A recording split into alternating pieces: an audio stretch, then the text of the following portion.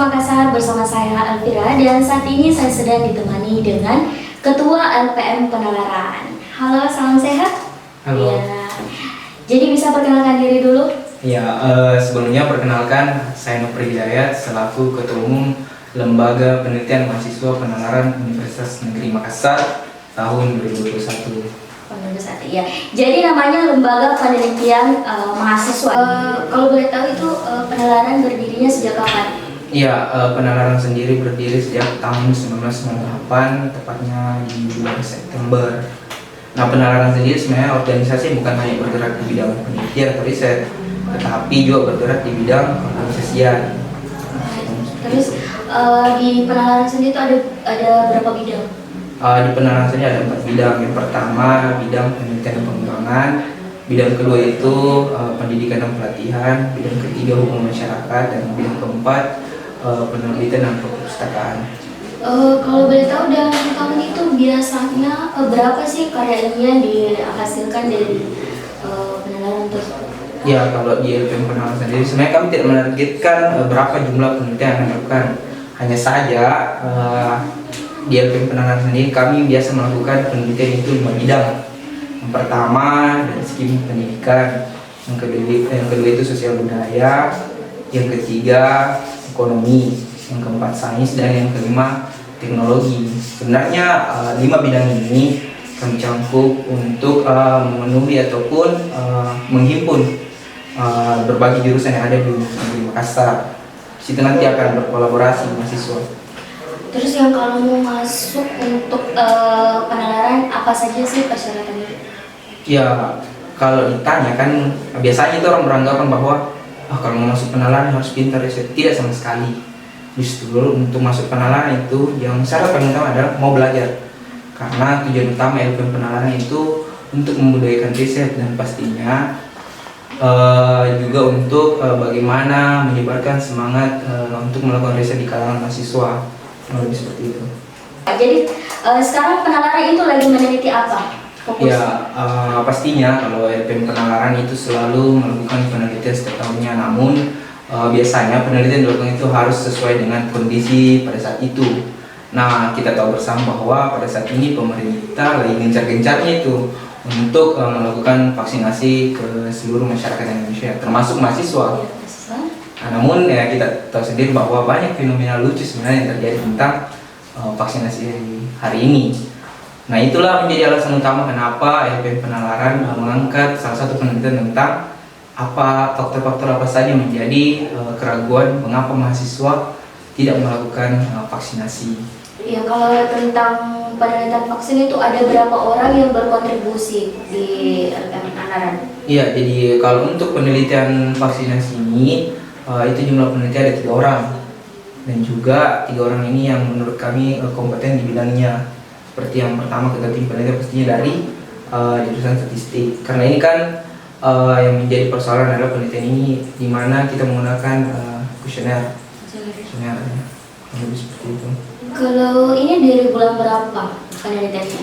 Kalau penelitian dari vaksinasi sendiri itu sudah dimulai semenjak bulan 5 kemarin.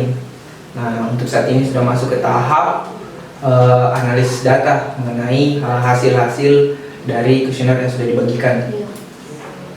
Terus sekarang sudah berapa lama sih proses penelitian vaksinasi? Yang di LPM Penalaran? Iya, di LPM Penalaran. Untuk saat ini sudah berjalan kurang lebih hampir 1 bulan lebih lah. Kalau boleh tahu berapa yang dijadikan sampel di universitas? Nah, untuk kan populasinya itu seluruh mahasiswa yang ada di Kota Makassar. Nah, untuk sampelnya sendiri itu berjumlah 384 mahasiswa. Oh iya, jadi apa saja yang membuat ragu mahasiswa untuk vaksin? Sebenarnya jika ditanya alasannya tentunya agak lucu sih. Saya pernah dengar bahwa ketika kita divaksin itu umur kita tinggal 2 tahun. Ya. Ada juga katanya ketika divaksin ada chip yang tertanam dan sebagainya. Padahal kita tahu bahwa vaksinasi itu sudah melewati yang namanya tahap uji klinis yang pastinya aman untuk tubuh manusia. Nah, lebih seperti itu.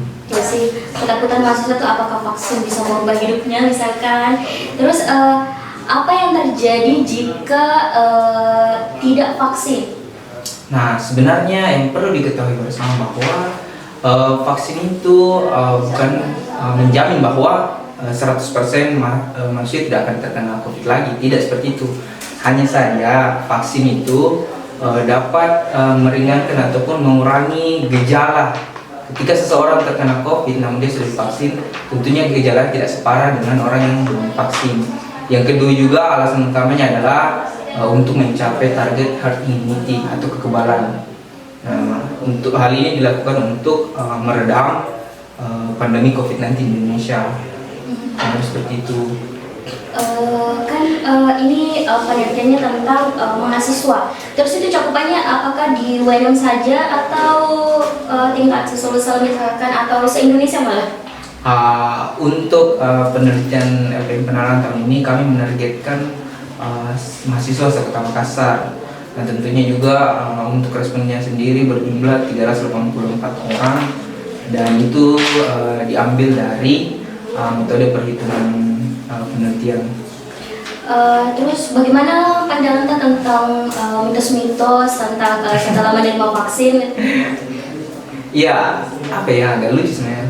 Pernah sebenarnya di awal-awal kayak takut begitu dengan beberapa mitos seperti kayak umur cepat terkikislah umur dan sebagainya. Namun alhamdulillah saya sendiri sudah divaksin dan saya merasakan bahwa tidak ada sih sebenarnya yang kayak seperti yang kemarin dibicarakan seperti akibat-akibat, tidak ada sama sekali. Bahkan saya merasa sedikit lebih aman karena menurut saya ketika pun nanti saya terkena COVID, ya itu gejalanya tidak separah dengan orang yang tidak melakukan vaksinasi. Ya.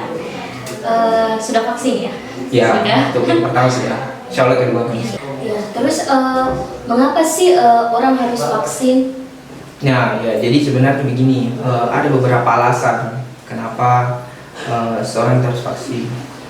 Karena kita tahu sendiri bahwa vaksinasi sendiri itu untuk bukan hanya untuk melindungi diri sendiri, tapi orang-orang yang ada di sekitar kita.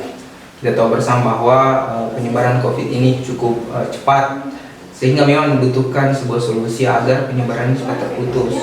Kita sendiri kan tidak mau bahwa orang-orang di sekitar kita ataupun orang-orang tersayang itu bakal terkena dikarenakan bukan orang lain tapi karena kita sendiri. Untuk itu ya pilihannya adalah vaksin. Vaksin sendiri yang kita tahu bahwa vaksin itu untuk meningkatkan imun dan juga mengurangi resiko penyebaran COVID. Ya, terus terakhir ini ya, mungkin bisa dikasih saran nih buat teman-teman yang masih takut untuk vaksin, khususnya mahasiswa. Iya, oke lah. Ya, untuk teman-teman mahasiswa yang masih ragu-ragu untuk vaksin, sesegeralah untuk vaksin. Karena vaksin itu aman dan pastinya dengan vaksin teman-teman bisa melindungi orang-orang tercinta teman-teman di sekitar Anda. Jadi kita harus melindungi diri sendiri juga dan melindungi orang lain. Dan sekian bincang-bincang kita tentang mengapa mahasiswa harus vaksin. Dan terima kasih buat Ketua Penalaran. Salam sehat. Yuk, ya. Sampai jumpa di podcast selanjutnya. Jangan lupa like dan subscribe. Dah.